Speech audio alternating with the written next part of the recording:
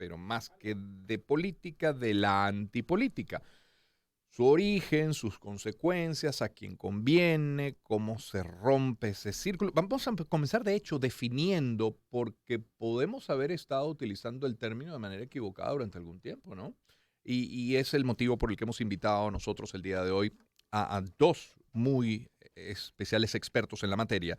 Me refiero a Osvaldo Ramírez Colina, analista político, director de ORC Consultores. Está con nosotros en el estudio. Osvaldo, bienvenido, buen día. Buenos días, Román. Feliz mañana para todos. Y vía telefónica en un minuto vamos a tener nada más a Luis Salamanca, doctor en ciencias políticas, politólogo, abogado, profesor universitario. Estamos estableciendo ese último contacto, le vamos a tener vía telefónica. Osvaldo, pediría que comencemos definiendo lo que es la antipolítica, porque en una muy escueta definición podríamos decir que es todo aquello que se opone a la política. En el sentido aún más amplio se puede decir que es toda aquella crítica al sistema político existente, pero tengo yo la sensación de que la gente entiende el término antipolítica como un tema de apatía a los políticos y a los partidos políticos, aunque no sea correcto el término, pero están esas dos definiciones y luego la interpretación que le damos, ¿no? Sí, bueno, lo primero es entender que muy lamentablemente la gente suele utilizar el término antipolítica para referirse a que no apoya a ningún partido político. Y aquí estamos hablando de dos términos completamente distintos, porque no es lo mismo que tú seas apartidista o que no haya ninguna organización política que logre satisfacer las necesidades de participación o de integración a la sociedad, y otra es prácticamente decir: yo decido no aceptar las normas que me está estableciendo el sistema para el funcionamiento de la sociedad, para el funcionamiento y el entendimiento de la cosa pública. Siendo así, entonces muchos dirán ahora, entonces soy antipolítico. Hay un tema. Aparte, por ejemplo, si tú respetas lo público y entiendes que has decidido vivir en lo público, claramente estás obligado a respetar las normas que te impone a ti el que detenta el poder. Y el que te detenta el poder, el Estado, en su funcionamiento, claramente ha dicho: señores, aquí, y te tienes que retrotraer a los filósofos clásicos, Hobbes, una cantidad importante de filósofos que te han dicho: señores, aquí hay que poner orden, porque si no, lo que va a haber es caos. Y en ese tema de caos y en ese tema de orden, al decidir nosotros tener un pacto social, ese pacto social nos obliga a decir: bueno, hasta dónde yo cedo la representación de la política, hasta dónde yo le cedo parte de mi soberanía para que, por medio del ejercicio de la representación democrática, otro conduzca lo público en mi nombre para yo poder dedicarme a atender los asuntos que son propios del ser humano. Producir dinero, cuidar a la familia, etcétera, etcétera. Y otros que dicen: bueno, yo puedo hacer esto, pero en paralelo también ocuparme de lo público y ayudar a los demás a trabajar en lo público. Me parece genial haber comenzado por la definición. Entonces encontramos en la antipolítica aquellos que se oponen a la política, aquellos que critican al sistema político establecido. Eso es para comenzar, y buen momento además para dar la bienvenida ahora sí a Luis Salamanca, doctor en ciencias políticas, profesor universitario, abogado también. Luis, muy buen día, ¿cómo está? ¿Cómo le va? Buenos días, Román. ¿Qué tal? Muchas gracias por la invitación. Saludos a Osvaldo también. Gracias por atendernos, Luis. Osvaldo precisamente hacía la distinción de, bueno, lo que es la definición formal de antipolítica y cómo luego lo podemos interpretar los ciudadanos, que es como que la apatía por la política y sus partidos. A la primera, a la definición se llega, bueno, por gobiernos que no resuelven problemas. Un gobierno no resuelve un problema, la gente critica a ese sistema. A la segunda, bueno, se llega más bien por oposiciones que no proponen salidas factibles, creíbles, pero entran en una u en otra en un círculo muy negativo. ¿Por qué la antipolítica vista como la ven la inmensa mayoría de los ciudadanos es negativa? ¿Cuáles son sus efectos, su impacto en la sociedad? Mira, yo creo, aprovechando lo dicho, ¿no? Creo que la antipolítica, en realidad, en la práctica de los países que la han vivido y donde se ha estudiado ese tema, lo que muestra es que la situación digamos, de rechazo coyuntural que existe en algún momento en un sistema político por parte de los ciudadanos que critican a sus dirigentes en el gobierno, generalmente son dirigentes que vienen de partidos, ¿verdad? Se convirtió en una estrategia para atacar unos políticos a otros políticos, para atacar a los políticos, digamos, vigentes, a los políticos que están a cargo, y algunos llevaron ese ataque al mismo sistema democrático, ¿no? De manera que yo diría que la antipolítica en los ciudadanos, digamos, hay como una suerte de antipolítica cultural, ¿no? Es decir, la idea de que los políticos son unos seres especiales aparte, que están en lo suyo, que están en su negocio, y que no se ocupan de la gente, ¿no? Eso es una cosa que puede estar es una idea que puede estar, digamos, flotando en la mente de los ciudadanos, pero en verdad se convierte en antipolítica cuando algún sector político la utiliza como estrategia para posicionarse a su vez, porque fíjate que cuando se producen capítulos de antipolítica, surge un nuevo político que bueno, a veces hay la suerte de que lo haga bien, la mayoría de las veces sale muy mal, como hemos vivido nosotros en estos años.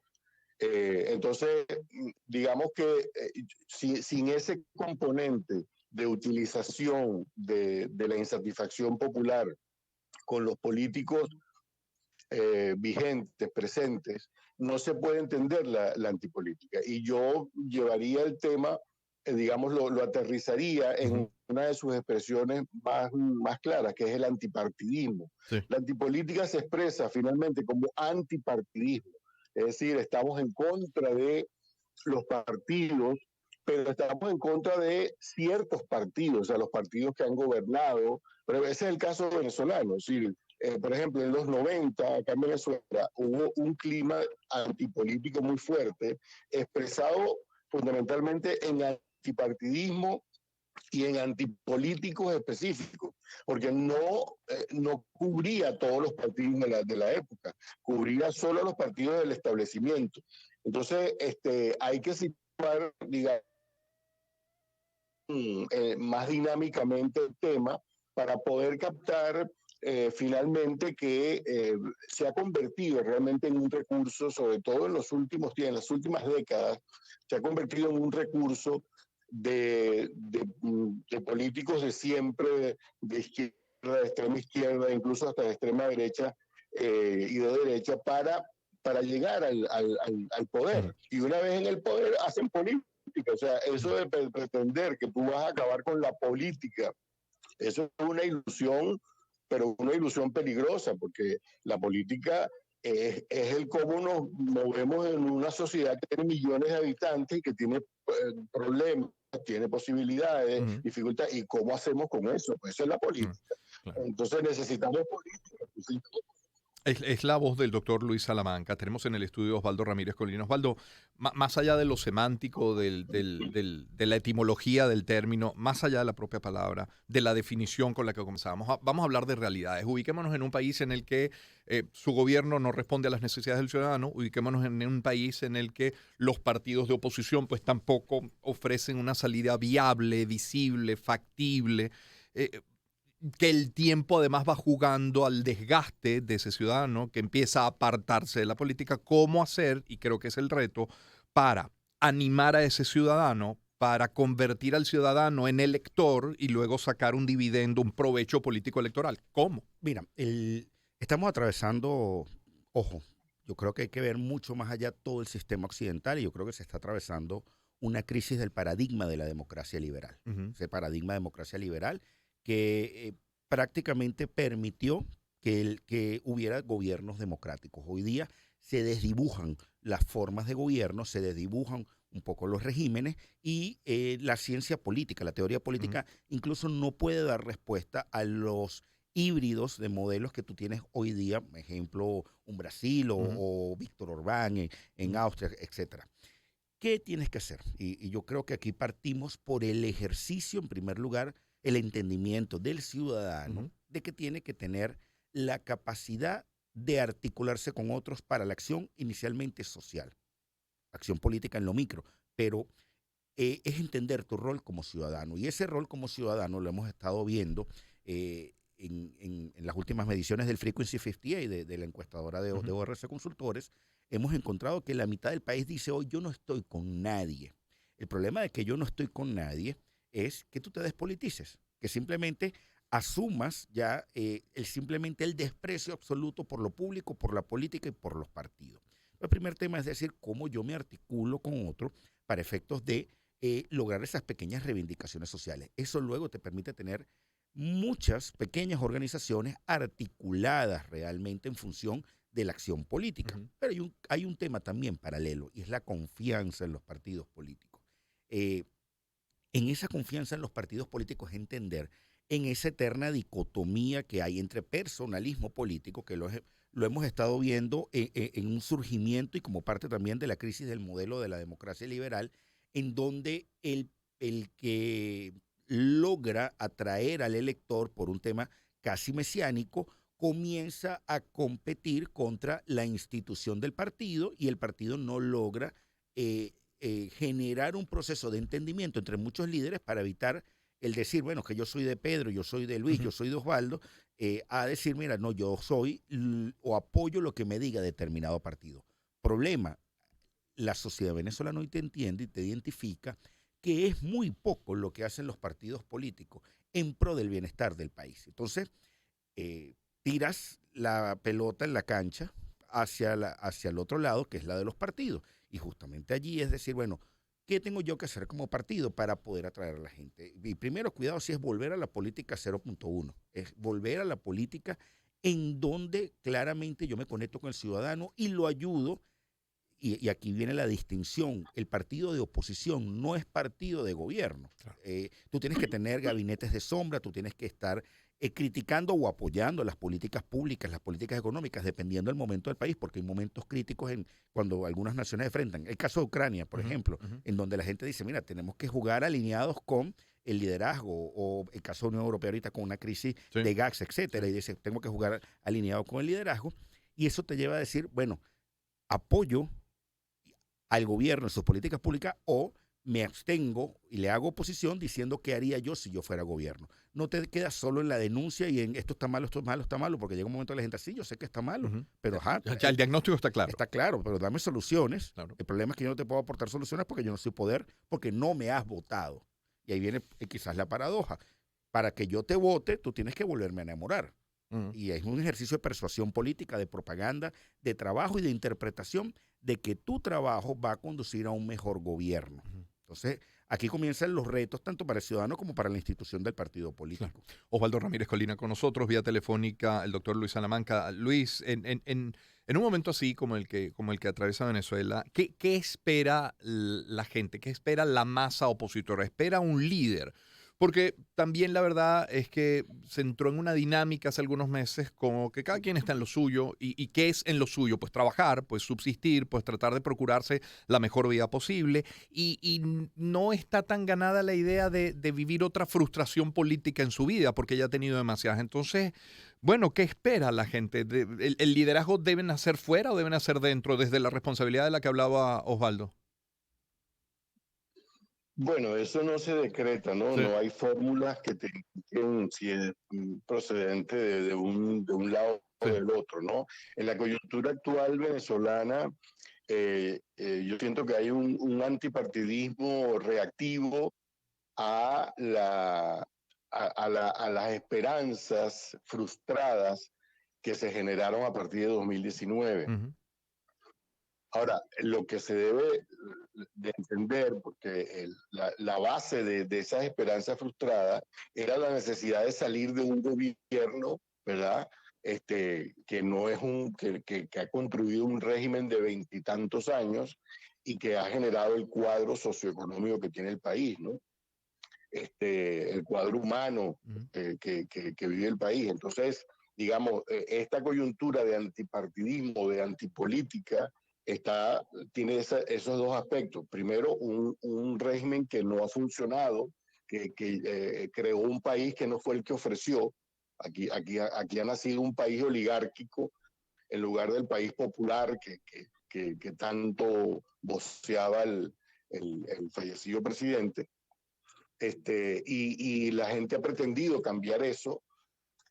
Hubo un momento en el que hubo una gran ilusión, pero era más ilusión que posibilidad real. O sea, hay que recordar que en el 2019 surgió un fenómeno político llamado Juan Guaidó, que generó una espuma, ¿no? de aspiraciones y de ilusiones, pero que no tenían suficiente soporte en una correlación de fuerzas políticas importantes.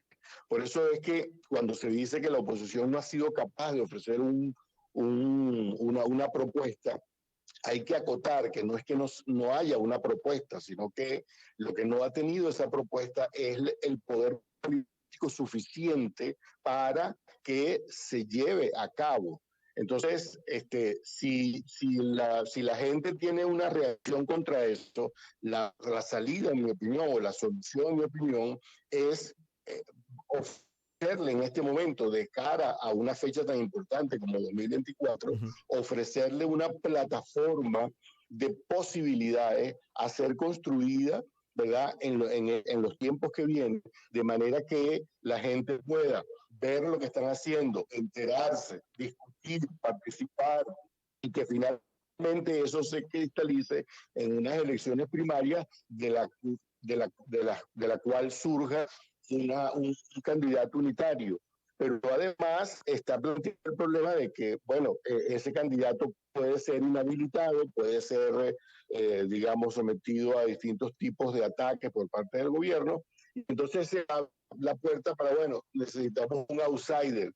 Es a lo que tú llamas un líder, digamos, que venga de... Generalmente los outsiders vienen desde afuera de la política.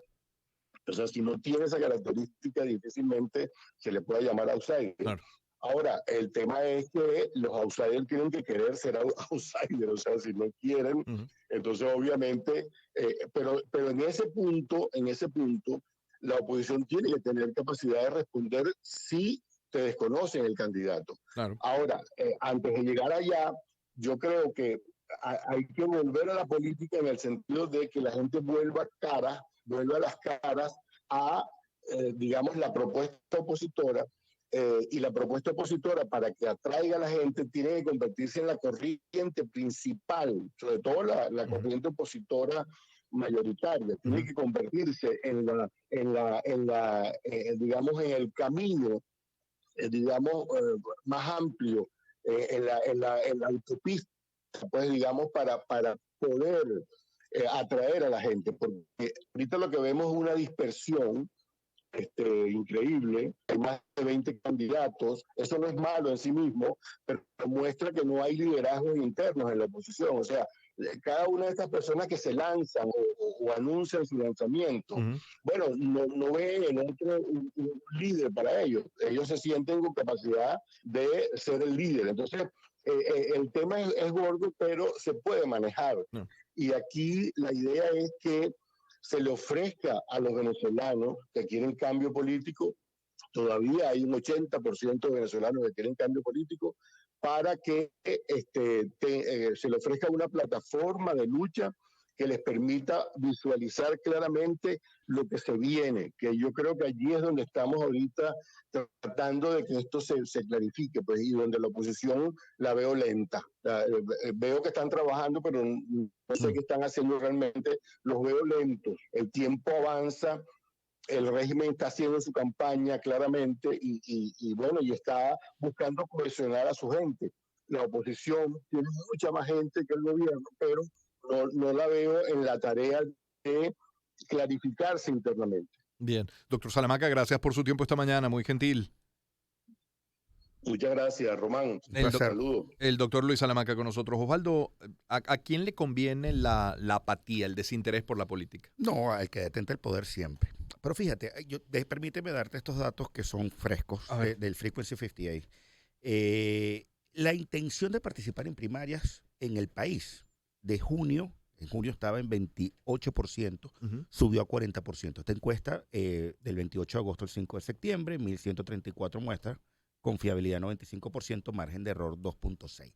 Dentro de la oposición, la intención de participar en primarias creció de 46 a 81%. Y de los no alineados, que hoy es realmente el grupo mayoritario, más de 50% al menos, 18% a 22%. Estos son buenas noticias. El problema es que lo que tienes, justamente coincido con el profesor Luis, tienes muchos candidatos.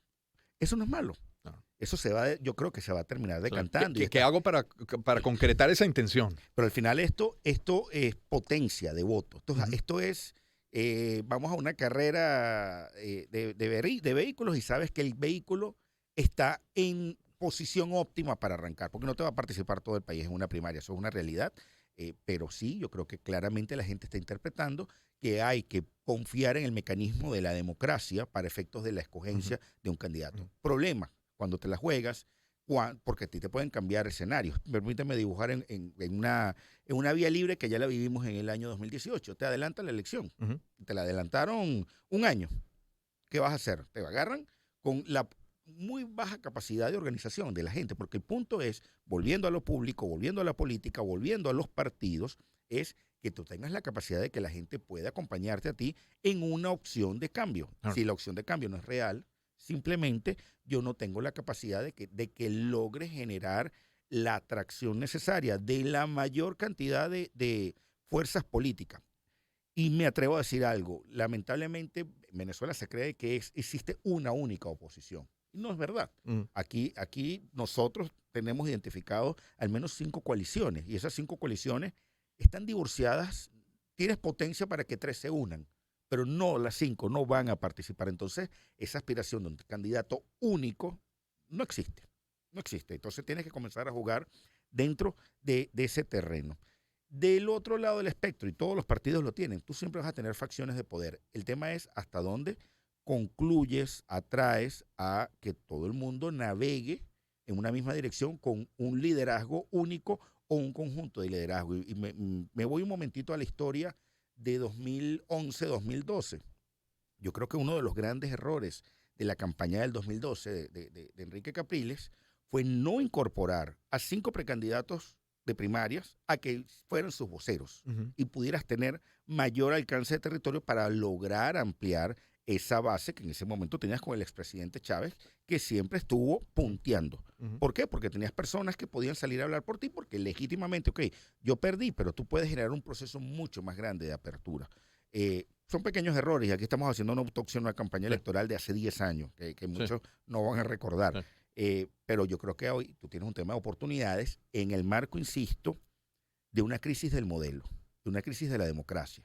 Lo ves en Estados Unidos, lo ves en Europa, lo ves navegando por Latinoamérica en diferentes expresiones, expresiones que si el poder no logra dar respuesta desde la antipolítica, el caso de Boris en Chile, tú siempre vas a tener una expresión de conflictividad social y de tensión social que logra decir, tampoco tú me satisfaces. Entonces, te haces la pregunta, ¿qué te satisface? La anarquía.